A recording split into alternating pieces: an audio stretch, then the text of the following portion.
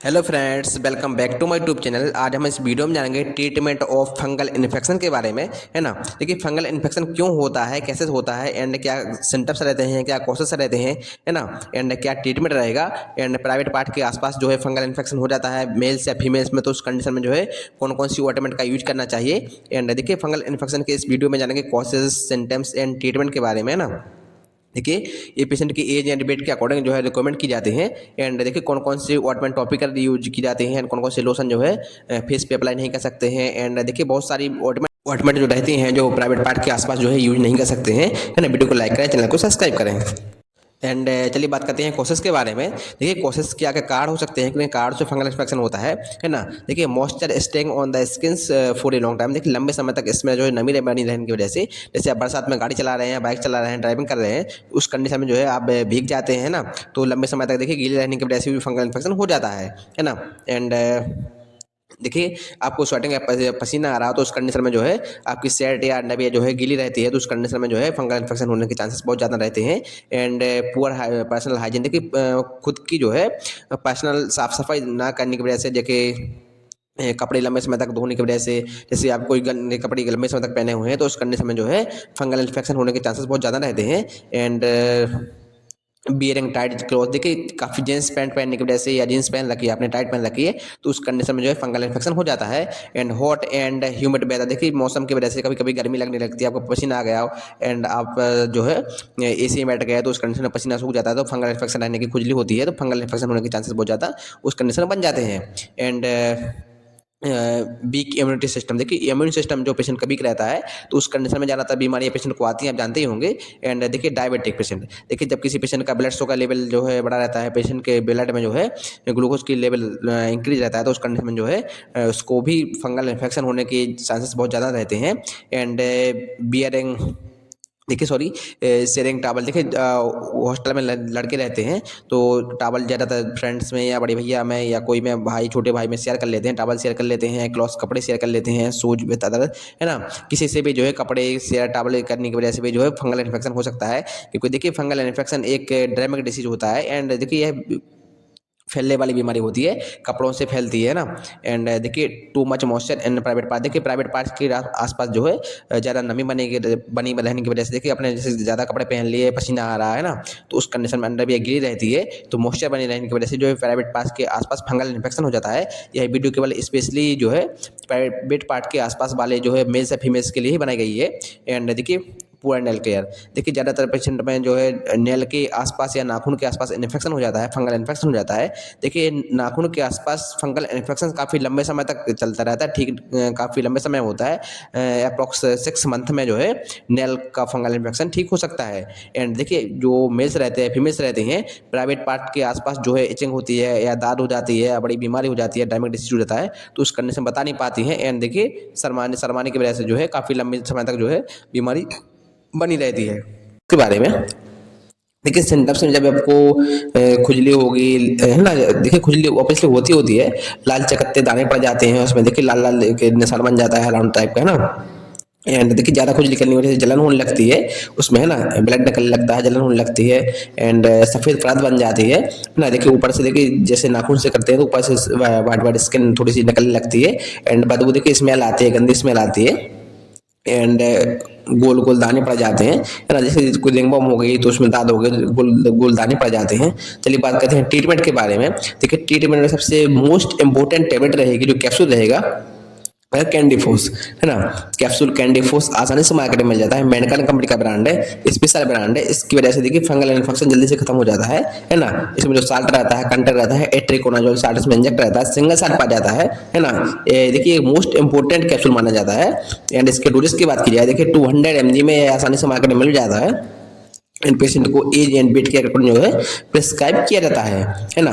And जिसका root रहेगा, oral route रहेगा, आप मौखिक जो है इसको ले सकते हैं। एंड दिन में एक बार ही ओडी इसका यूज कर सकते हैं। ओडी बीडी मेडिकल टर्म्स होते हैं, आपको पहले ही बता दिया गया है ना। एंड देखिए यूज की बात की जाए तो जब फंगल इन्फेक्शन, कोई भी फंगल इन्फेक्शन हो गया हो, तो किसी प्रकार के सभी प्रकार के फंगल इन्फेक्शन को जो है खत्म करने के लिए कैंडीफोस कैप्सूल का यूज किया जाता है। इसके बिना कोई भी फंगल इन्फेक्शन जो है ठीक नहीं हो सकता है ना। एंड एट्रिकोनाजोल के नाम से देखिए मार्केट में ऑटोमेटिक मिल जाएगी आपको। एंड चलिए बात करते हैं नेक्स्ट टैबलेट के बारे में, टैबलेट टाइबिनाफोस के बारे में। देखिए यह भी एक मोस्ट इंपॉर्टेंट टैबलेट मानी जाती है, ज़्यादातर डॉक्टर के द्वारा किसी भी फंगल इन्फेक्शन में जो है या सभी प्रकार के फंगल इन्फेक्शन में इसका यूज किया जाता है। इसमें जो साल्ट रहता है, कंटेंट रहता है टाइबिनाफाइन साल्ट इसमें इंजेक्ट रहता है। एंड डोज इसका देखिए 500 mg रहेगा एंड 250 mg में भी जो है टैबलेट मार्केट में आसानी से मिल जाती है। ओडी देखिए इसका यूज जो डोज रहेगा उसे ऑफिशियली ओडी ही जो है प्रिस्क्राइब किया जाता है।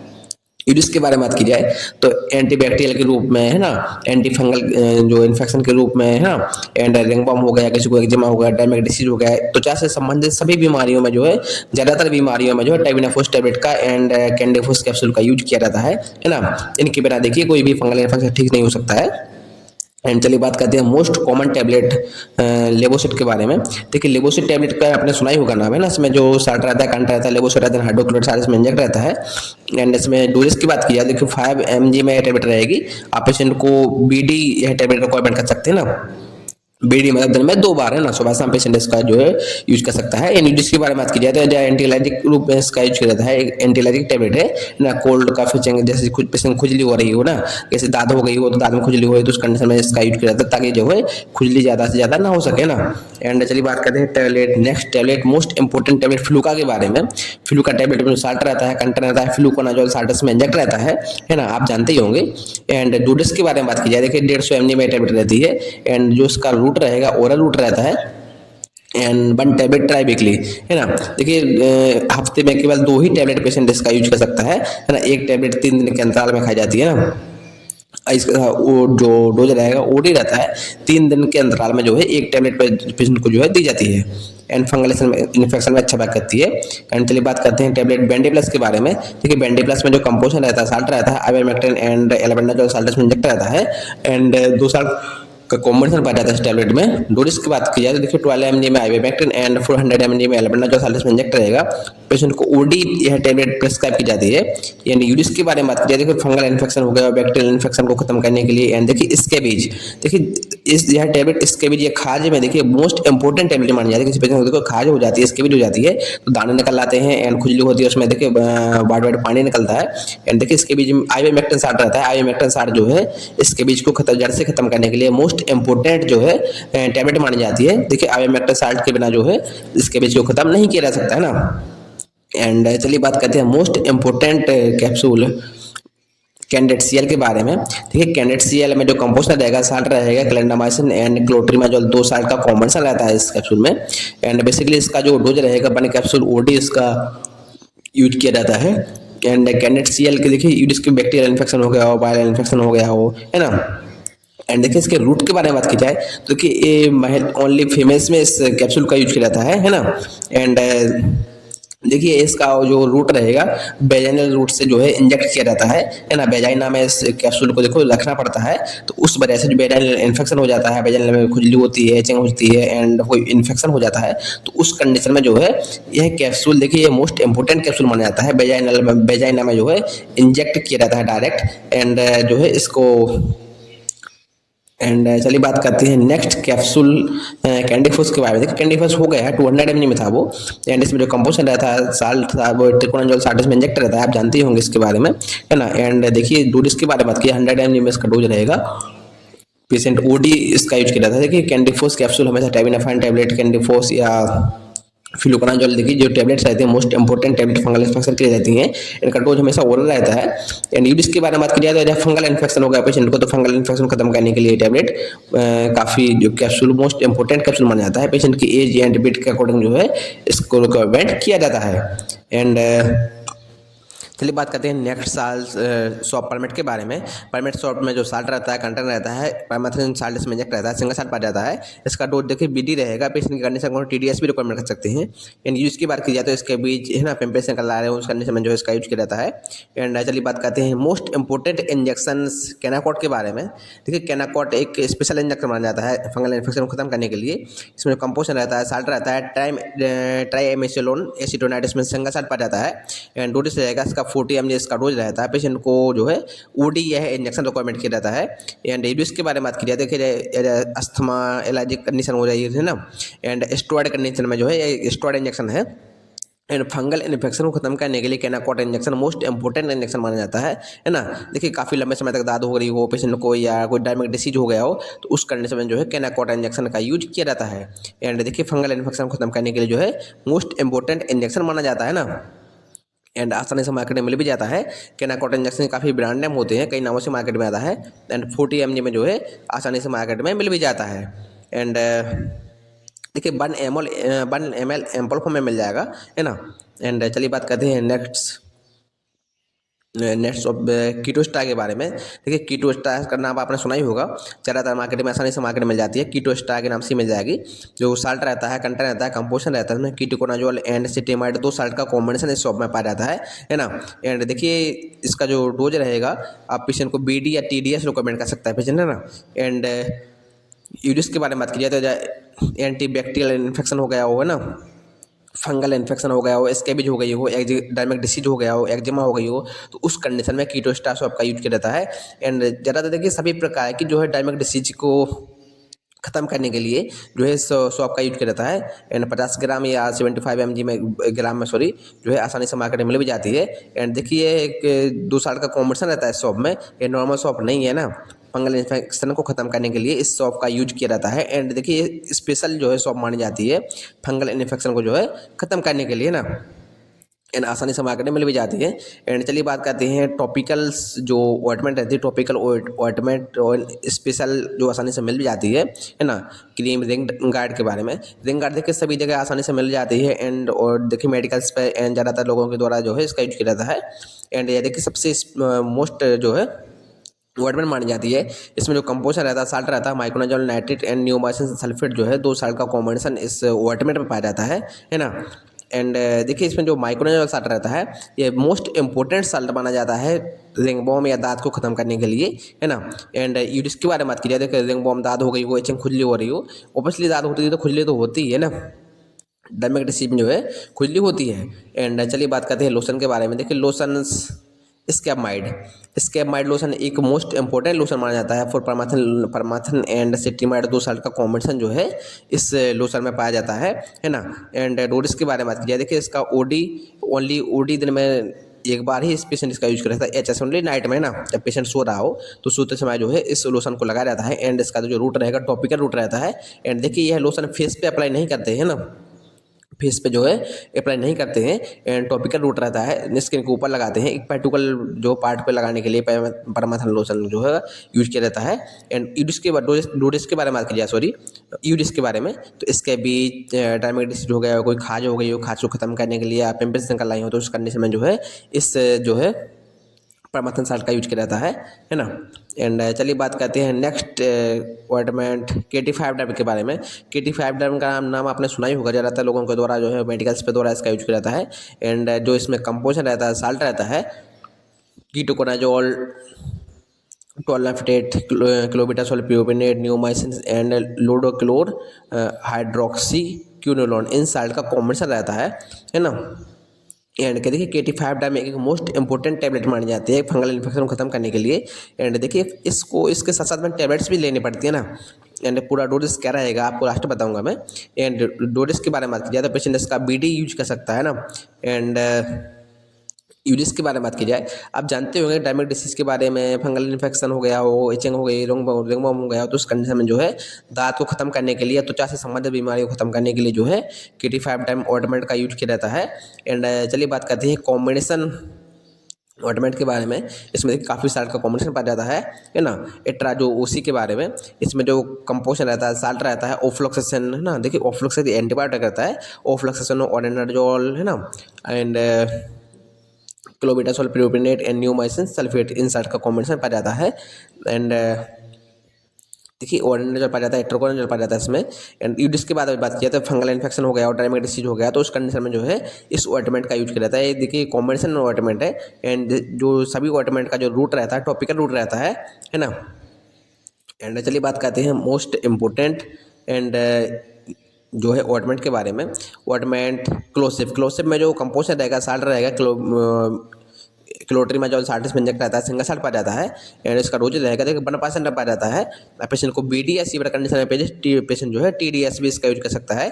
यूज के बारे में बात की जाती है जब फंगल इन्फेक्शन हो गया, फंगल इन्फेक्शन की वजह से है ना एंड बैक्टीरियल इन्फेक्शन हो जाता है तो उस कंडीशन में जो है इस ऑटोमेट का यूज किया जाता है। एंड चलिए बात करते हैं नेक्स्ट ऑटोमेट इम्पोर्टेंट ऑटोमेट जो देखिए प्राइवेट पार्ट पे भी यूज कर सकते हैं, मोस्ट इंपॉर्टेंट मानी जाती है ना। एंड ऑटोमेट के बारे में बात की जाए देखिए लुलीटेक के नाम से मार्केट में मिल जाएगी, ब्रांड नेम रहेगा लुलीटेक इसका। एंड जिसमें कंपोजर पा जाता है, साल्ट पा जाता है, लुलिकनाजोल 1% पा जाता है इसमें। एंड इसका जो डोज रहेगा 1% में देखिए पेशेंट को BD या सीवियर कंडीशन में पेशेंट जो है TDS भी इस ऑटोमेट का यूज कर सकता है। एंड यूरिस के बारे में बात की जाए देखिए फंगल इन्फेक्शन, डायमेट डिसीज, रिंग बॉम देखिए दांत को खत्म करने के लिए यह मोस्ट इंपॉर्टेंट ऑटोमेट मानी जाती है सभी ऑटोमेट से। देखिए अच्छा बात करती है, काफ़ी बेहतर जो है ऑटोमेट मानी जाती है। एंड देखिए प्राइवेट पार्ट के आसपास जो रिंग बॉम होती है, मैंने बताया होगा प्राइवेट पार्ट के आसपास है ना। एंड तो उस कंडीशन में जो है लुलिटेक जो ऑटोमेट का यूज किया जाता है। मेल्स एंड फीमेल्स जो है प्राइवेट पार्ट के आसपास वाले पार्ट पे जो है इस ऑटोमेट को लगा सकते हैं। एंड इसकी वजह से जो है इसके साइड इफेक्ट देखने को बहुत कम मिलते हैं, लेकिन प्राइवेट पार्ट पर जो है डायरेक्टली यूज नहीं कर सकते हैं। एंड चलिए बात करते हैं मोस्ट इम्पोर्टेंट एंड ऑटोमेट डेरोबेन के बारे में। डेरोबेन में जो कंपोजर पाया जाता है, साल्ट पाया जाता है, कंपाउंड डाइथ्रानोल इसमें साल्ट पाया जाता है जो इंजेक्ट रहता है। एंड डोजेस के बारे में बात की जाए देखिए इसका BDS का डोज रहेगा है ना। एंड यूज के बारे में बात की रिंग बॉम, एक्जिमा, डायमेट डिसीज देखिए इस ऑटोमेट के देखिए यूज हो जाता है जो है सॉफ्टली स्किन पे जो है नहीं करते हैं। एंड देखिए क्योंकि इसकी वजह से देखिए काफ़ी साइड इफेक्ट भी देखने को मिलते हैं। प्राइवेट पार्ट पे इस ऑटोमेट का यूज नहीं कर सकते हैं। प्राइवेट पार्ट पे देखिए काफ़ी जो है साइड इफेक्ट दिखाती है एंड हानिकारक लगती है। तो प्राइवेट पार्ट को छोड़ के देखिए ज़्यादातर लोगों को द्वारा इस ऑटोमेट का यूज किया जाता है, लेकिन प्राइवेट पार्ट पे जो है इस ऑटोमेट का यूज नहीं कर सकते हैं है ना। क्योंकि इसकी वजह से देखिए स्किन जलने लगती है, कभी कभार देखिए साइड इफेक्ट देखने को मिलते हैं। एंड देखिए स्किन को ये मोटा कर देती है ना। तो उस कंडीशन में जो है प्राइवेट पार्ट में काफ़ी साइड इफेक्ट देखने को मिलते हैं। एंड देखिए डॉक्टर के द्वारा इसका जो है प्रिस्क्राइब किया जाता है, विदाउट डॉक्टर इसका यूज नहीं करना चाहिए ना। चलिए बात करते हैं मोस्ट इंपॉर्टेंट ऑटोमेट जालम लोशन के बारे में। देखिए जालम लोशन का जो रूट रहेगा वो टॉपिकल रूट रहता है। एंड जो डोज रहेगा इसका पेशेंट OD ही इसका जो है डोज रहता है। पेशेंट OD ही इसका यूज कर सकता है, दिन में एक बार ही जो है इस ऑटोमेट को या लोशन को लगाना होता है। एंड यूज की बारे में बात की जाए तो रिंग बॉम हो गई हो, इचिंग हो रही हो, खुजली हो गई हो, दाद हो गई हो, देखो दाद को खत्म करने के लिए जो है जालम लोशन का यूज किया जाता है।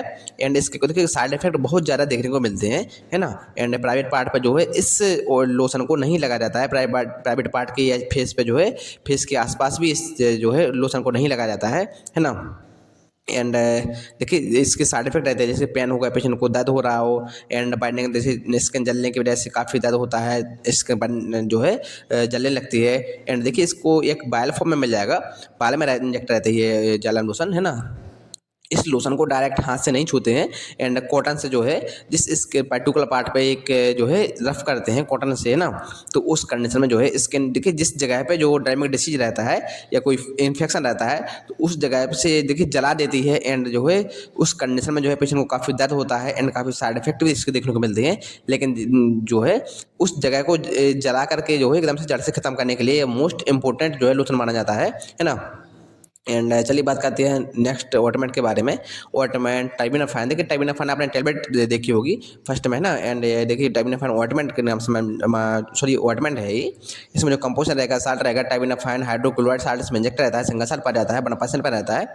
एंड डोज रहेगा BD या पेशेंट को जो है रिकमेंड कर सकते हैं।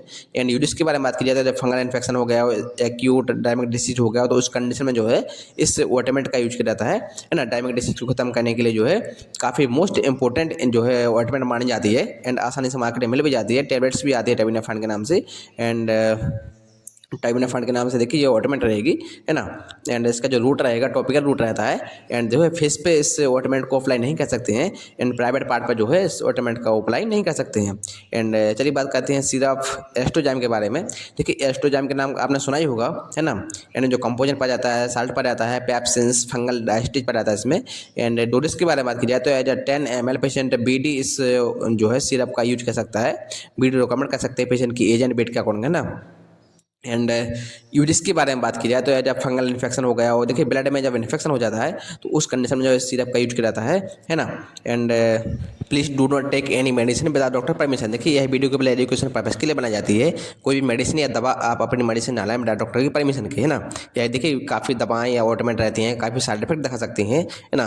आपको जो प्रॉब्लम है या कोई इन्फेक्शन हो गया तो आप कमेंट में बता सकते हैं। मैं उसका ऑटोमेट या सिम्टम्स के आधार पर जो है डायग्नोसिस करके उसका ट्रीटमेंट बता दूंगा, है ना। आप कमेंट में बता सकते हैं, लेकिन please do not take any medicine without doctor permission. यह वीडियो केवल एजुकेशन पर्पस के लिए बनाई जाती है। आप कमेंट में जो है अपनी प्रॉब्लम्स जो है बता सकते हैं। Thanks for watching this video.